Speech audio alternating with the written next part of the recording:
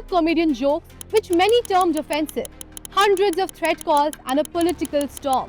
Well, this is not the first time that Kunal Kamra is in controversy, but the row seems bigger than ever. Kunal Kamra's case has yet again ignited the free speech debate in the country.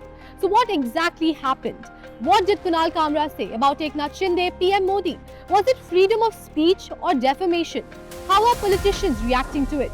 Let's start from the very beginning.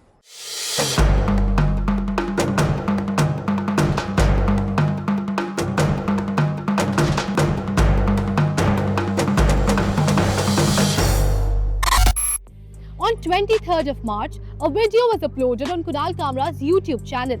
In a 45-minute long show, Kamra mocked several BJP leaders including PM Modi and Amit Shah.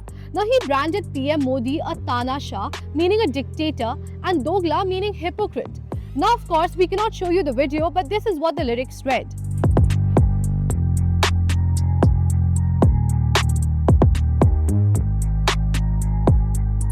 It was seen as a direct dig at PM Modi. But the parody did not stop there. Kamra also mentioned Amit Shah, riots and EVM.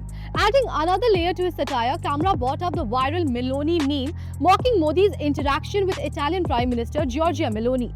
But that wasn't just the part that led to the row.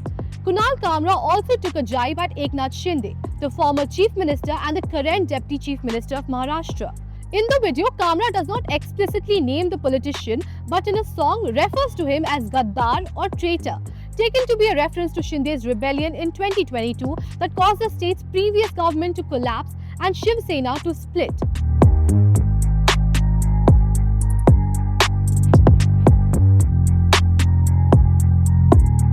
In the end, he showed the copy of Constitution stating that it gives him the right to say whatever he just said on the show. Now, the Eknath Shinde joke sparked a furious backlash within Shinde's party. Within hours, Shinde's Shiv Sena loyalists erupted in anger. The backlash was swift. Threats poured in and then mob arrived. Dozens of men, some even wearing Shiv Sena symbols, stormed the Habitat, that is the Mumbai Comedy Club where Kamra performed. But was the reaction justified? It's important to understand that there are legal ways to mark a protest. Vandalism is innately unjustifiable and illegal in a civilized society, and vandals must face the law for this vigilantism. A difference of opinion cannot translate into taking the law in your own hands. What came next was demand for Kamra's arrest. Eknath Shinde's Shiv Sena supporters filed complaint against the comedian, calling for his arrest. According to them, Kamra had insulted the people of Maharashtra. Another party leader, Naresh Mahaske, warned that Kamra would never be able to walk in public again. Now, amid the row, Eknath Shinde also reacted to Kamra's Gaddar joke and said that there should be a limit to freedom of speech. He even accused Kamra of taking supari, meaning a contract to speak against people. Now, Mumbai police have launched an investigation to determine if Kunal Kamra's jokes were part of a conspiracy and whether the comedian received money or any other form of help to mock the Maharashtra Deputy Chief Minister. Maharashtra's Chief Minister Devendra Fadnavis demanded an apology from the comedian and vowed to take the strictest possible action against him.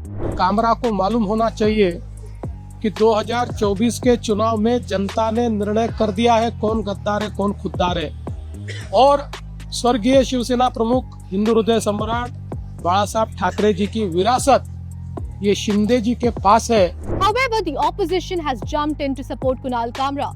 Uddhav Thackeray expressed his support for Kamra and said that he had only expressed his views. But what about Kamra himself? Well, he refused to apologize. He stood by his jokes, calling them well within the constitutional framework. On 25th of March, Kamra hit back with another video, overlaying with the footages of Shiv Sena workers vandalizing the Habitat. He parodied the iconic song Hum Honge Kamyab, that is We Shall Overcome, changing the lyrics to Hum Honge Kangal. A wave of support for Kamra flooded in. Literally, thousands of fans poured in financial contributions from rupees to US dollars and British pounds, rallying behind the comedian as a symbol of free speech. But not everyone was cheering. Many believe that Kamra's comedy is deliberately provocative, one-sided and borders on defamation. Critics argue that his satire isn't just comedy, it's designated to fuel political unrest. Well, the argument of free speech in India has always been a topic of debate as the Constitution itself subjects this freedom to certain restrictions. The Constitution of India guarantees freedom of speech and expression to all citizens under Article 19(1)(a). But this right is subjected to reasonable restrictions outlined in Article 19(2) to protect national interests and public order. While freedom of speech is a fundamental right, it's not absolute. Article 19(2) allows the reasonable restrictions on this right. This case has ignited a crucial debate surrounding the boundaries of freedom of speech and the potential for defamation.